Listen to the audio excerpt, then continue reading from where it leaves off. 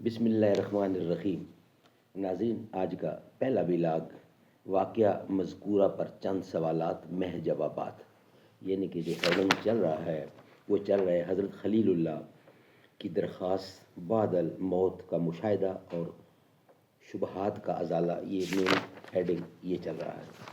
ناظرین، قرآن کریم معارف القرآن جلد اول پیج 624 سورۃ البقرہ نمبر 2 اور آیت نمبر 260، قرآن کریم کا ترجمہ، تشریح اور تفسیر ہم آپ کے سامنے رکھ رہے ہیں۔ سورۃ الفاتح سے لے کر سورۃ البقرہ پارہ اول تا پارہ تیسرا، رکوع 8واں، جلد اول، معارف القرآن۔ رائٹر ہیں اس کتاب کے حضرت مولانا مفتی محمد شفیع صاحب رحمۃ اللہ علیہ، جو کہ مفتی اعظم پاکستان ہیں۔ بسم اللہ الرحمن الرحیم۔ الحمد للہ وکفی وسلام علی عبادہ الذین اصطفی۔ قال النبی صلی اللہ علیہ وسلم خیرکم من تعلم القرآن وعلمہ۔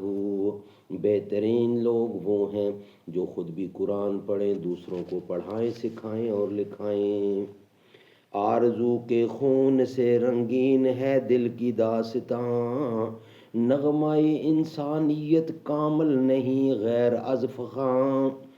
دیدہ بینا میں داغ غم چراغ سینہ ہے، روحوں کو سامان زینت آہ کا آئینہ ہے۔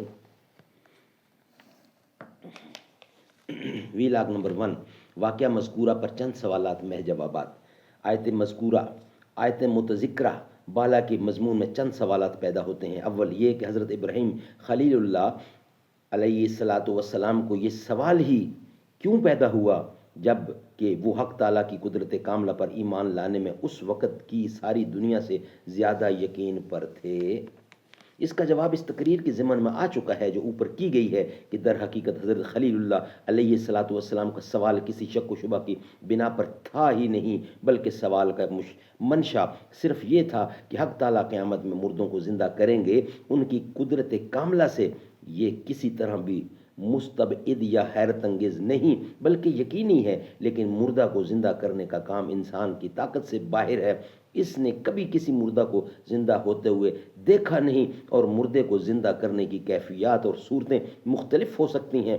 انسان کی فطرت ہے کہ جو چیز اس کے مشاہدہ میں نہیں نہ ہو اس کی کیفیات کی کھوج لگانے کی فکر میں رہا کرتا ہے۔ اس میں اس کا خیال مختلف راہوں پر چلتا ہے، جس میں ذہنی انتشار کی کیفیت ذہنی انتشار کی تکلیف بھی برداشت کرتا ہے۔ اس ذہنی انتشار کو رفع کر کے قلب کو سکون مل جانے ہی کا نام اطمینان ہے۔ اسی کے لیے حضرت خلیل اللہ نے یہ درخواست پیش فرمائی تھی۔ ناظرین، اس سے یہ بھی معلوم ہو گیا کہ ایمان اور اطمینان میں کیا فرق ہے۔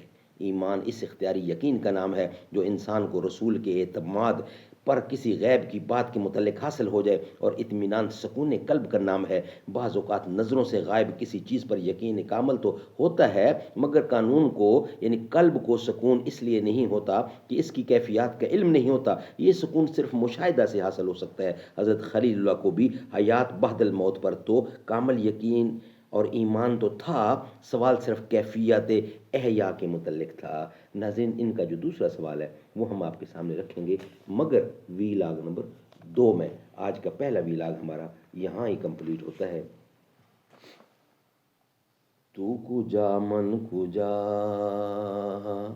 تو امیر حرم میں فقیر عجم، تیرے گن اور یہ لب میں طلب ہی طلب، تو عطا ہی عطا،